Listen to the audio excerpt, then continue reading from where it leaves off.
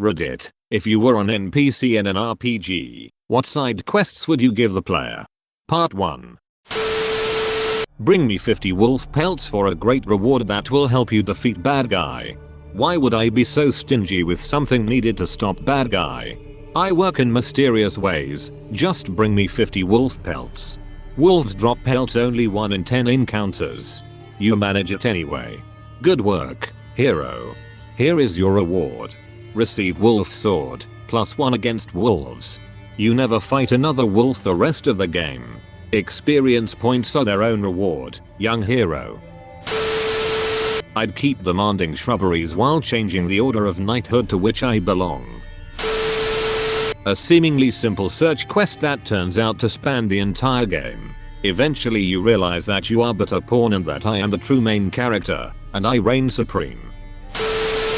One that requires another side quest be done to complete. That side quest would require a third side quest be completed, and so on until you've done like 75 side quests. Each side quest giving you a small, seemingly insignificant item that when combined together with what I give you results in a fairly useful weapon. Task: pee in this cup. Reward: unlock potions shops. Come forth, young traveler. Here be your first task. You must find the 7 shopkeep of the 11, and you must obtain the following items and bring them back to me. Dew of the mountain, cheese nacho of the Dorito, rolled tobacco of the red Marlboro. Go forth, young one, and may the snoo guide your path. One that glitches and can't be completed. I've recently started playing Skyrim, and there's a quest there that can be bugged out in so many different ways. I'd say these are spoilers, but the alternative to not reading spoilers is not completing the quest. So, basically, it's a murder mystery. You find a dead body, get put in charge of the investigation, because, you know, who doesn't have random strangers as an integral component in their unsolved crimes unit, and get sent to talk to the Jarl's second in command. Here the quest tells you to visit the crime scene. Don't bother. Instead, visit a very particular house that's completely out of the way. I still for the life of me can't work out whose house it is, and I played through the quest 5 times to actually get everything to work. Also, only visit the house if you've been told to visit the scene of the crime. If you do it beforehand, the command to visit the scene of the crime will never go away. Not important, but irritating. So you've got into the house, there's a few ways in, and you're searching it. The search quest ends when you pick up a pamphlet, but you've also got to pick up an invisible amulet. If you want the rest of the quest to make any sense, you've also got to find the secret room. Go back to the bloke in charge, and he'll tell you who to speak to next. You've got to have the amulet for any of the rest of this to make any sense. Show the amulet to the weird curiosities bloke. Sell it to him, because that's the only way you'll find out what it is and be able to sell it for more. Don't worry, you'll get it back at the end, completely randomly. Then and only then speak to the batty woman with the posters. Apropos of very little, you will suddenly decide to accuse the court mage. You accuse the court mage no matter what, even if you've never seen the necromancy room, never found the amulet, or never found out what the amulet is. It turns out you've got a real grudge against this bloke. Of course, there's always the possibility that you say the wrong thing, at which point she'll get you to follow her to the house. For example, she'll follow you as she travels at a pace that would make dead slugs embarrassed. If that happens, reload the safe, because if you've already investigated the house, she will just stand there and stare at you. Why? Presumably because she's utterly bonkers. If you do make it to the bit where you accuse the court mage, you get told to talk to the bloke in charge. Now you get to pretty much the only part of the game where you completely ignore what the quest marker says and go and do something different. I'm all for encouraging independent thought in a murder mystery, but when it's the first bit of independent thought that isn't an obvious choice made abundantly clear to the player, it seems a bit cheeky. Anyway, ignore the quest, speak to the court mage. He'll explain that he didn't do it, and you'll just believe him, just like you just believed the curiosities bloke, and send you to catch the killer. Do that, save the day, become a fantastic person, finish the quest. Of course, if you didn't sell the amulet at the beginning, there's basically no reward for it, although you can buy the house if you go and complete another half dozen Civil War quests. Hail, traveler. I thought I heard someone passing by. Have you a moment for a word? No. Then good luck to you, traveler. Yes. I have a request, one that is greatly burdensome, but you look well traveled, and I have no one else to ask. You see my home there? Within those walls my wife lays dying of a terrible illness. It is slow and painful, and it is all that I can do to ease her suffering. I have heard that there is a cure for her affliction, but it lies in a land far distant from here. I cannot make the journey, for my wife would not survive long without my aid. And I cannot take her with me, for the slightest movement leaves her crying in agony. Please, please, if you have a chance, if you happen to come back this way, bring the cure to me. She is the love of my life.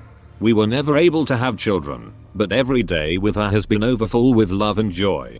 Perhaps I am being selfish by wanting to keep her by my side, but I cannot bear to let her go. Wipes tears from face. If you return to me with the cure, I will give you anything, do anything you may ask.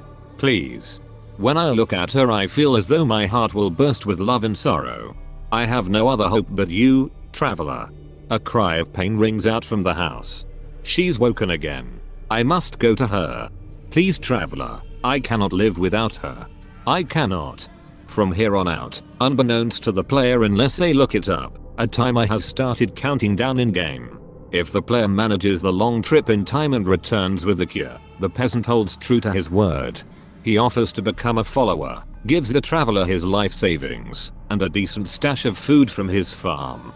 If the traveler fails to return in time, he discovers the house unlocked. Inside on the bed are two corpses lying intertwined, one with a knife through its chest. On the table is a note that reads, "Traveler, if you have returned you have done so too late. The house and farm are yours on the condition that you give my wife and I a decent burial at the top of the hill to the northwest." I met her there when I was but 13. 7 years later, under a full moon, I proposed to her atop that hill and we watched the sunrise together. After that, we would always trek up that hill in the morning to watch the sun rise, until she couldn't make the trek anymore. Bury us there so that we can spend the rest of eternity watching the sunrise together. The kicker is that the peasant is a terrible follower with shitty stats, his life savings are not great, and having a house to rest at on that particular road is very beneficial. Plus it opens a little farming minigame that can earn the traveler a couple gold from selling produce at the market up the road. Brave the enchanted catacombs for hints to the artifact's location. Artifact's location, in a box on the shelf behind me. Cost, 200 bars of latium. Collecting the 200 bars? That's another quest. Or you could just walk behind the counter and take it. I am standing in an alley eating an apple, conversing with a couple heavy hitters. Who they are, I barely even know. I pay them to guard me, I don't worry about their lives. I don't let them know my name, I don't care to know theirs either. I make sure not to know them. Lives are cheap around here, and I get my money's worth. I notice this rather tall imposing figure, maybe he is the one I need for this assignment. I really do need someone to succeed.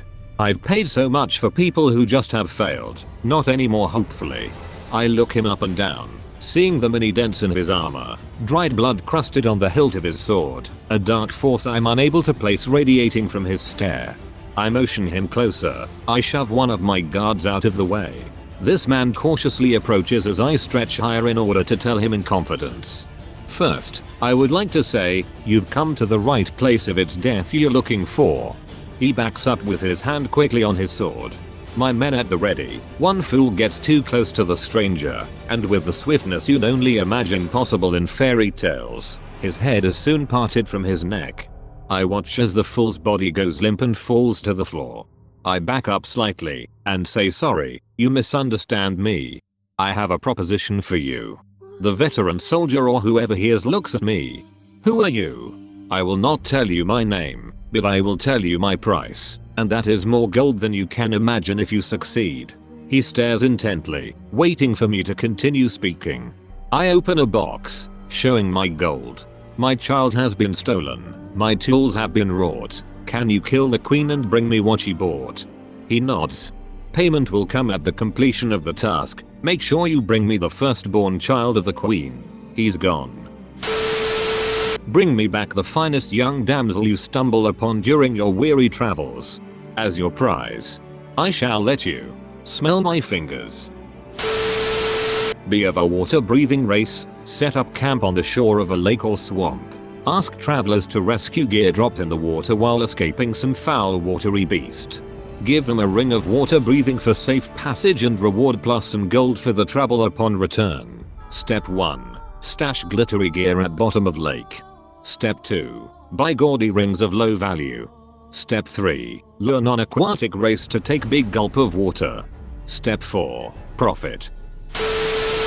My quest would be to give a traveler a letter and request a delivery service to the farthest point on the map. Make sure it's teeming with higher level enemies. Gotta make sure the person has very few resources left to heal. Deliver message. It reads to the other NPC. OI, this guy is talking a mess on your mum mate. He's been talking a mess on your whole family mate. High level NPC, being not so entertained with your shit talking ways, engages you in combat. I dropped my wallet. That's it on the floor. Can you hand it to me? Reward some hard candy. Later on. I need to cross the street. Would you help me again? Reward, hard candy. I left my keys at work. Can you bring me them? Reward, hard candy. I would be someone convinced I wasn't in a video game and the player would have to take me around and show me physically impossible things while I try to defend their validity. Show me a pig that respawns after you kill it? But things always respawn when they die. Haven't you ever heard of reincarnation? Show me a group of NPCs with the same model? Hey man, no one likes a racist. By the time you convince me I will have completely fucked your immersion and made it impossible to play the game the same way again.